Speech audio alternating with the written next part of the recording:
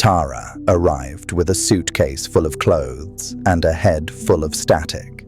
School was over, the city was behind her, and 3 months stretched ahead like an empty road. She was 16, wired to her phone, and allergic to silence. Grandma Sora greeted her with hugs and fresh lemonade.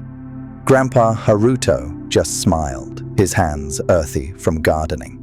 Their home sat quietly between tall trees and golden fields, where time seemed to move like honey, slow, sticky, and sweet. But Tara, she didn't slow down. Mornings came late. She'd roll out of bed around 10, still in pajamas, eyes glued to her screen before she even brushed her teeth. She barely touched breakfast, sat outside with music in her ears, but never really heard the birds. Grandpa Haruto watched, not with judgment, just quiet observation.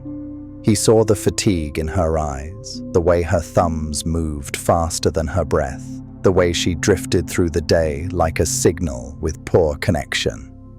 He knew that kind of tired. Not the body tired, the soul tired. One evening, as dusk painted the sky in gold and violet, he called her out to the garden. "Tara," he said, "come sit with me a while." She followed, half curious, to the stone bench beside the old fountain. The tree above them had stood there since before she was born, its bark worn, its branches wide like arms waiting to hold something heavy. Tara slumped down. "What's up, Grandpa?" He didn't answer right away, just looked at her kindly. "I've been watching you," he said gently, "and I think you've forgotten how to begin a day." Tara sat beside Grandpa Haruto near the old fountain, her phone left behind for once. The air was thick with evening stillness. "I've been watching you," he said. "You wake up tired. First thing you grab is your phone. No breath, no breakfast, no moment to just be." Tara looked down. "I guess I'm just not a morning person." He smiled gently. "Maybe. Or maybe your mornings need a new start." She raised an eyebrow. "Let me show you something," he said. 6 steps, not rules, just gentle anchors. First, you breathe. Nothing fancy. Just notice the air. 1 minute. That's presence. She nodded. Then, think of 3 things you're grateful for. A warm bed, a new day, even this breeze. What's next? Set an intention. 1 word. Peace. Focus, kindness. It gives your day direction. Tara sat straighter now. Then move, stretch, walk. Let your body wake up. After that, eat, slowly, with attention. Taste it. She smiled. And the last? Compassion. Think of someone. Wish them well. Even yourself. She was quiet for a moment. "That's beautiful," she said. He looked at her warmly. "Do that each morning, wherever you are. It'll change more than your day." The next morning, Tara opened her eyes to soft light slipping through the curtains. Her hand reached for her phone, then stopped. She sat up instead. Outside, the sky was pale blue, the air still cool. She sat on the wooden steps of the porch, pulled her knees in, and remembered Grandpa's words. Breathe. So she did. Not deep yoga breaths, just normal, but with awareness. In, outside, in, outside. The world slowed.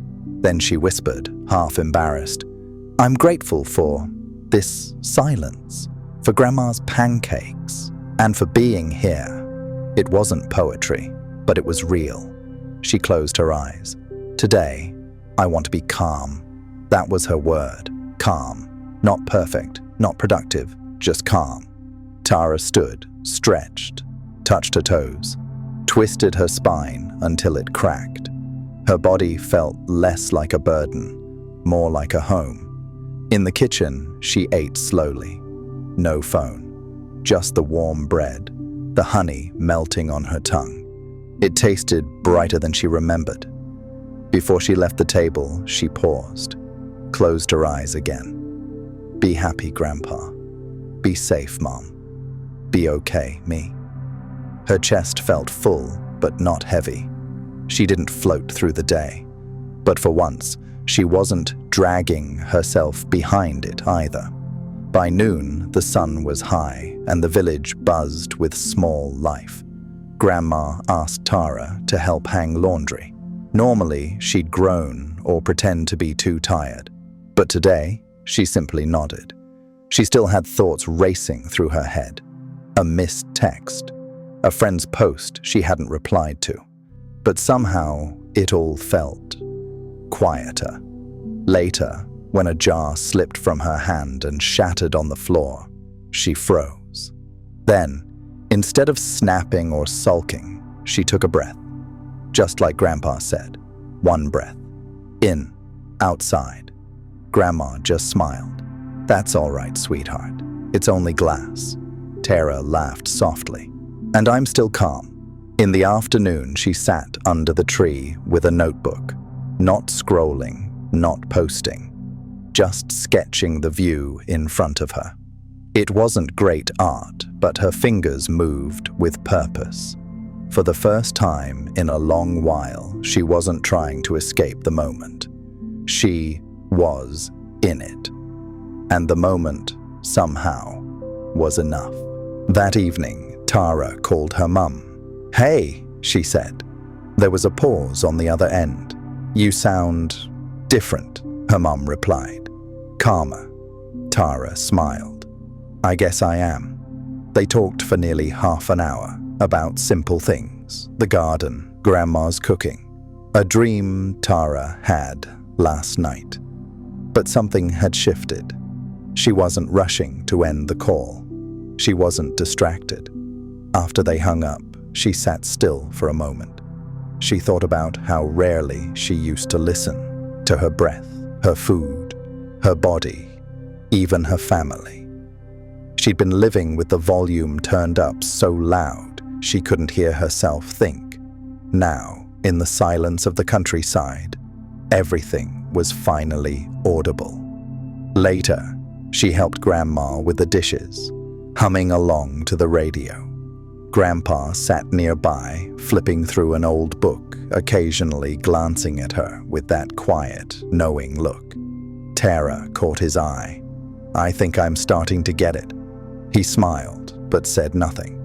He didn't need to. Some lessons speak louder when left unsaid. The day before she was set to return home, Tara woke up early, before the birds, before the sun. She didn't reach for her phone. Instead, she sat by the window, knees tucked in, and just breathed. It wasn't a routine anymore. It wasn't something she was trying to do. It was hers now. She stepped outside barefoot, dew cooling her skin. The old tree stood quiet as ever, and the fountain whispered in the background. Tara whispered back, "I'm grateful for this stillness, for everything I didn't know I needed." She stretched her arms toward the sky, set her intention, clarity, and let it echo quietly inside her chest. Breakfast was slow, warm, and full. She laughed with Grandma. She looked Grandpa in the eyes and didn't look away. Then she paused, closed her eyes, and silently wished peace for the people she loved, and for herself.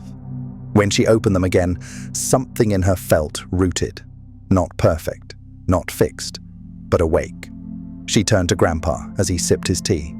"Can I take this with me?" He smiled. "You already have." And she had. She knew it. The noise would return, sure. But now, so would she. Every morning, a chance. Every breath, a beginning.